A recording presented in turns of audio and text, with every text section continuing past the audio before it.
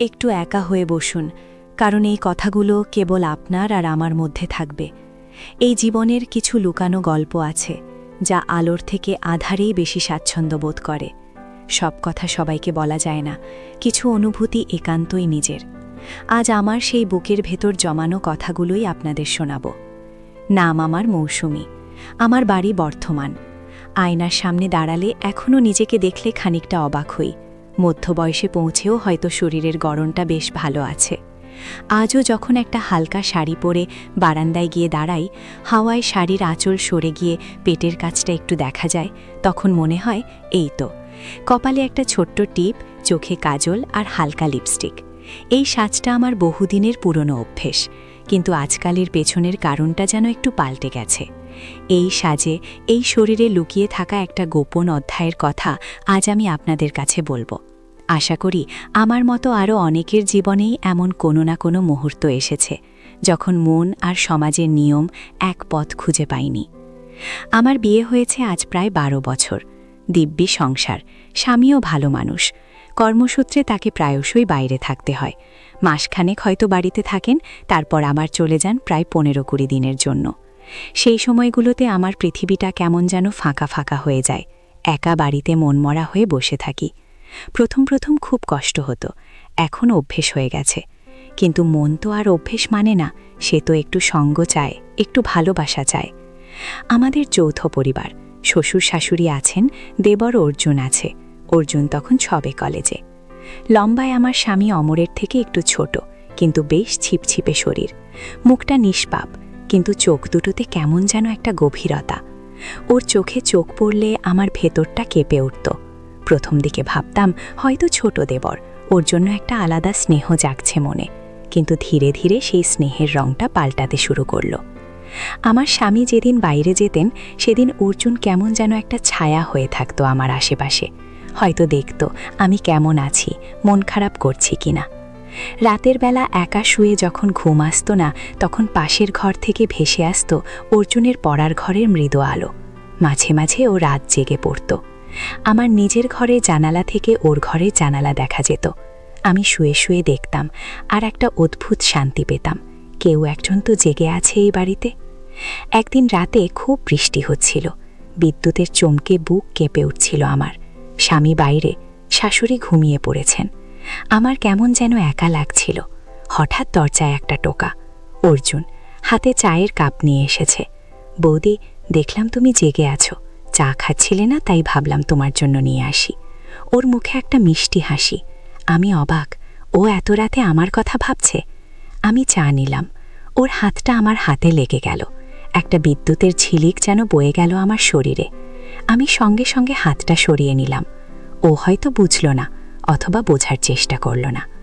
অর্জুন কিছুক্ষণ আমার ঘরে বসল। আমার ভয় কাটাতে নানা রকম গল্প করল। আমি কেমন যেন ওর দিকে তাকিয়েছিলাম। ও কথা বলছিল, আর ওর ঠোঁট দুটোতে আমি নিজের ঠোঁটের ছায়া দেখছিলাম। আমি দ্রুত চোখ সরিয়ে নিলাম।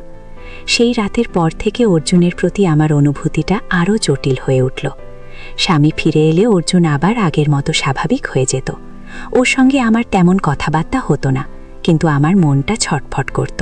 সে যখন আবার চলে যেত, তখন অর্জুনের সেই নিবিড় সান্নিধ্য, সেই গোপন মুহূর্তগুলোর জন্য আমার মন কেমন যেন ব্যাকুল হয়ে উঠত।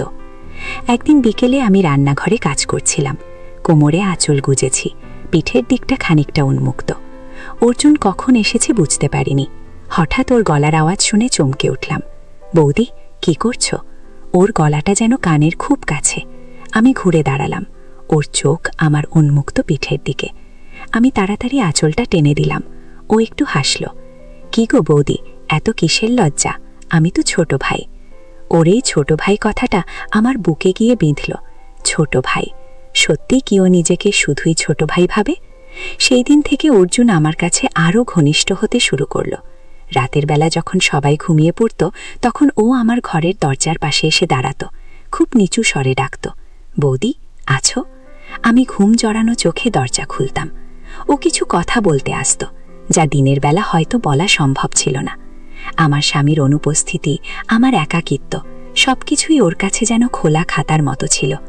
ও আমার পাশে বসে আমার হাত ধরত, শুধু সান্ত্বনা দেওয়ার জন্য। কিন্তু ওর হাতের উষ্ণতা আমার রক্তে আগুন ধরাতো। আমি নিজেকে সরিয়ে নিতে চাইতাম, কিন্তু পারতাম না। ওর হাতের স্পর্শে আমি কেমন যেন অস্থির হয়ে উঠতাম। একদিন রাতে আমি বিছানায় শুয়ে বই পড়ছিলাম। হঠাৎ ফোন বাজল। দেখলাম অর্জুনের ফোন। বৌদি, তুমি কি জেগে আছো? আমার একটু কথা ছিল। ওর গলাটা কেমন যেন থমথমে। আমি বললাম, হ্যাঁ বলো। ও বলল, না, ফোনে হবে না, একটু যদি আসতে। আমার বুকটা থুকথুক করতে লাগলো। এত রাতে? আমি শাড়িটা ঠিক করে দ্রুত ওর ঘরে গেলাম। ও বিছানায় বসেছিল। আমার দিকে এক পলক তাকিয়েই চোখ সরিয়ে নিল। ওর চোখগুলো ছলছল করছিল। কি হয়েছে অর্জুন? মন খারাপ? আমি ওর পাশে গিয়ে বসলাম। ও কোনো কথা বলল না, শুধু আমার হাতটা টেনে নিল। ওর হাত কাঁপছিল। বৌদি, আমার দম বন্ধ হয়ে আসছে, মনে হচ্ছে কেউ নেই আমার কথা শোনার মতো। ও আমার দিকে তাকালো। ওর চোখ দুটোতে এত আকুলতা ছিল যে আমি চোখ ফেরাতে পারলাম না। আমার স্বামীর অবহেলা, একাকিত্ব সব যেন ওর চোখের দিকে তাকিয়ে গলে যাচ্ছিল। অর্জুন আমার হাতটা আলতো করে চেপে ধরল। ওর হাতের নরম স্পর্শে আমার সারা শরীরে একটা শিহরণ বয়ে গেল। ও আমার দিকে আরও একটু ঝুঁকে এলো।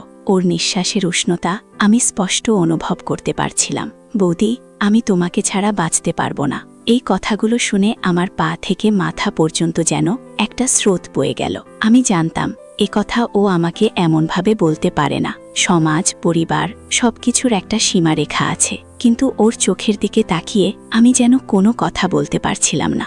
ওর কথাগুলো আমার মনের গভীরে থাকা একাকিত্বের শূন্যতাগুলোকে পূরণ করছিল। আমি বললাম, এসব কি বলছিস অর্জুন? তোর নিজের লজ্জা করে না? আমার কথায় কোনো জোর ছিল না, কেবল দুর্বলতা। ও আমার দিকে আরও কাছে এলো। আমার বুকের উপর দিয়ে বয়ে যাওয়া শ্বাস প্রশ্বাসের গতি যেন আরও দ্রুত হলো। ও আমার হাতটা ওর মুখের কাছে এনে আলতো করে চুমু খেলো। আমি চোখ বন্ধ করে ফেললাম। আমার শরীর কাঁপছিল। আমি নিজেকে সামলাতে পারছিলাম না। আমার ভেতর থেকে কে যেন বলছিল, না, এটা ঠিক নয়। কিন্তু আমার মনটা তখন অন্য কথা শুনছিল। সেদিন রাতে আমরা অনেকক্ষণ ছিলাম একসাথে। কোনো অশ্লীল কথা বা কাজ হয়নি, কিন্তু যা হয়েছিল তা এর থেকেও বেশি কিছু ছিল। ও আমার সব কথা শুনছিল, আমাকে ভরসা দিচ্ছিল, আর আমি ওর চোখের দিকে তাকিয়ে ডুবছিলাম। ও আমার চুলের গোড়ায় আঙুল বোলাচ্ছিল, আর আমি চোখ বন্ধ করে অনুভব করছিলাম সেই স্পর্শ। আমরা একে অপরের খুব কাছে ছিলাম, এতটাই কাছে যে আমাদের নিঃশ্বাস মিশে যাচ্ছিল। আমার শাড়ির আঁচল কখন যেন সরে গিয়েছিল, আর আমি সেদিকে খেয়ালও করিনি। আমার মনে হচ্ছিল এই মুহূর্তটা যেন শেষ না হয়। তারপর থেকে শুরু হলো আমাদের এই গোপন অধ্যায়। স্বামী যখন বাইরে যেতেন তখন রাতগুলো যেন আমাদের হয়ে উঠত। ও আমার ঘরের জানালার কাছে এসে ফিসফিস করে ডাকত, বৌদি, ঘুমিয়েছ?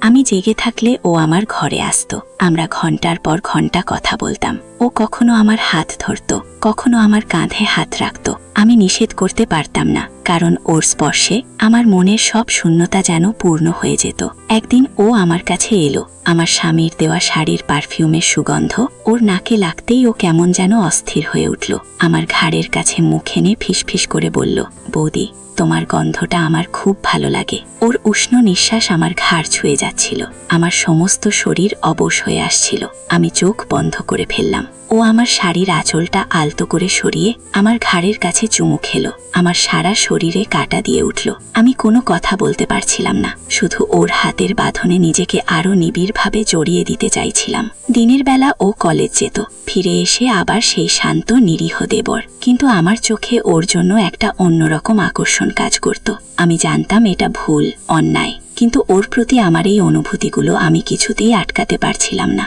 আমার স্বামী যখন ফোন করতেন তখন আমার মনে অপরাধ বোধ কাজ করত, কিন্তু অর্জুনের পাশে বসলে সব অপরাধ বোধ যেন উড়ে যেত। একদিন অর্জুন আমার সঙ্গে ছাদে গেল। চাঁদনি রাত। আমি রেলিং ধরে দাঁড়িয়েছিলাম। ও আমার পাশে এসে দাঁড়ালো, হাতে হালকা ঠান্ডা পানীয়। দুজনেই চুপচাপ, শুধু চাঁদের আলোয় আমাদের ছায়া দীর্ঘ থেকে দীর্ঘতর হচ্ছিল। হঠাৎ ও আমার হাত ধরল।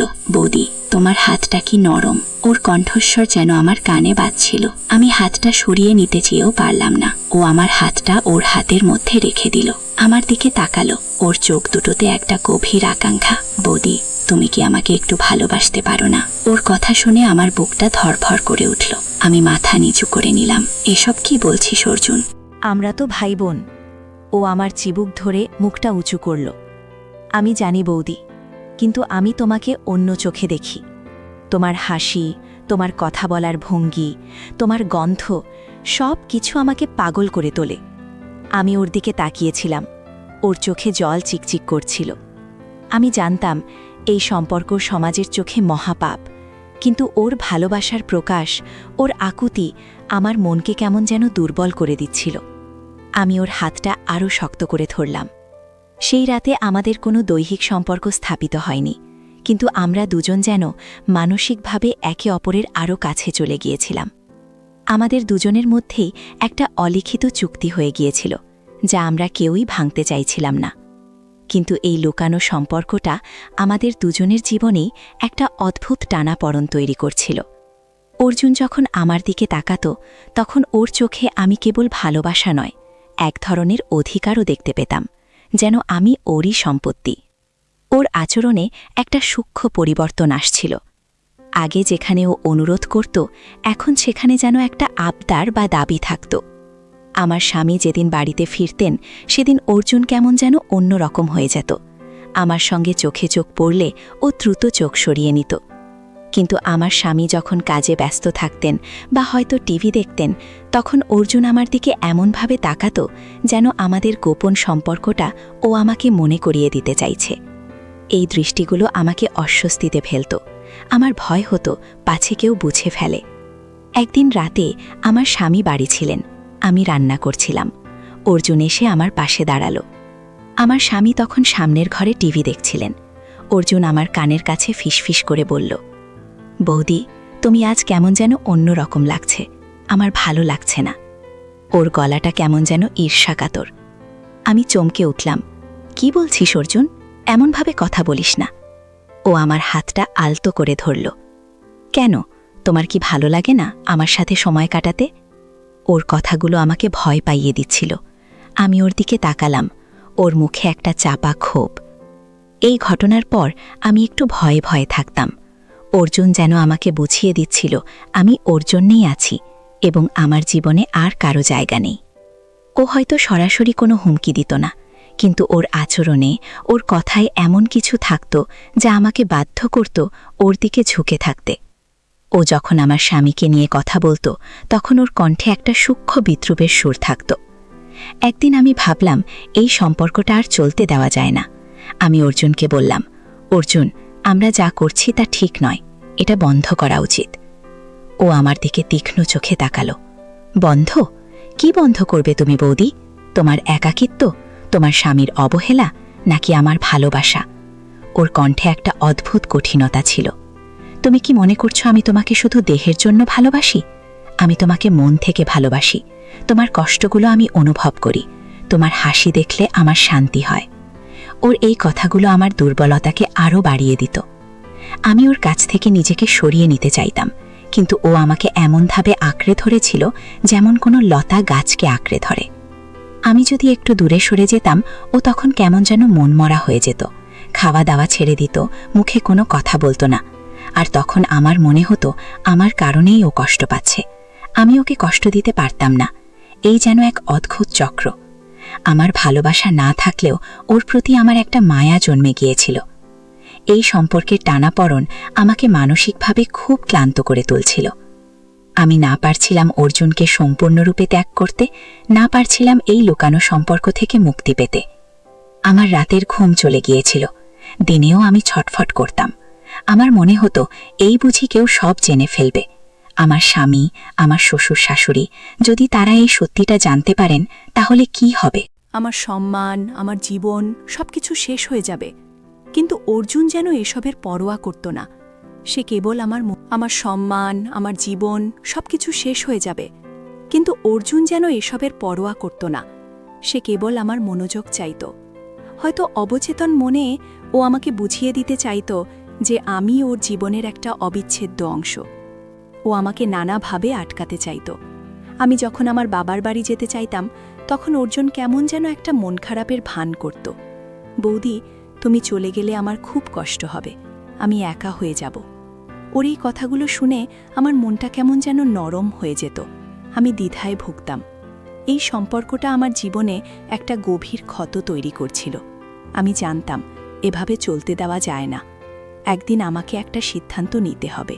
হয়তো অনেক বড় ক্ষতি হবে, কিন্তু এই অস্বস্তিকর অবস্থা থেকে আমাকে বের হয়ে আসতেই হবে। এই গল্প আপনাদের বললাম কারণ আমার মতো অনেকেই হয়তো এমন লুকানো অনুভূতির সাথে জুঝছেন। আমাদের নিজেদেরই সচেতন হতে হবে, সীমা অতিক্রম করার আগে নিজেকে বোঝাতে হবে। আবেগ যতই তীব্র হোক না কেন, সমাজের নিয়ম, সম্পর্কগুলোর পবিত্রতা রক্ষা করা আমাদেরই দায়িত্ব। আমি জানি এই পথটা কঠিন, এই লুকানো সম্পর্ক থেকে বেরিয়ে আসাটা সহজ নয়, কিন্তু নিজের শান্তি, নিজের সম্মান বাঁচাতে হলে এই কঠিন পথটাই বেছে নিতে হবে। কারণ সাময়িক ভালো লাগা বা আবেগপ্রসে বশবর্তী হয়ে যে পথ আমরা বেছে নিই, তার শেষটা কখনোই ভালো হয় না। জীবনের সঠিক আর ভুলের পার্থক্যটা বোঝা খুব জরুরি। আমি এই পথ থেকে ফিরে আসার চেষ্টা করছি। আপনারা আমাকে আশীর্বাদ করবেন। আপনাদের যদি এমন কোনো অনুভূতি বা অভিজ্ঞতা থাকে, তবে সাবস্ক্রাইব করে আমার পাশে থাকবেন। একসঙ্গে আমরা হয়তো সঠিক পথ খুঁজে পাব।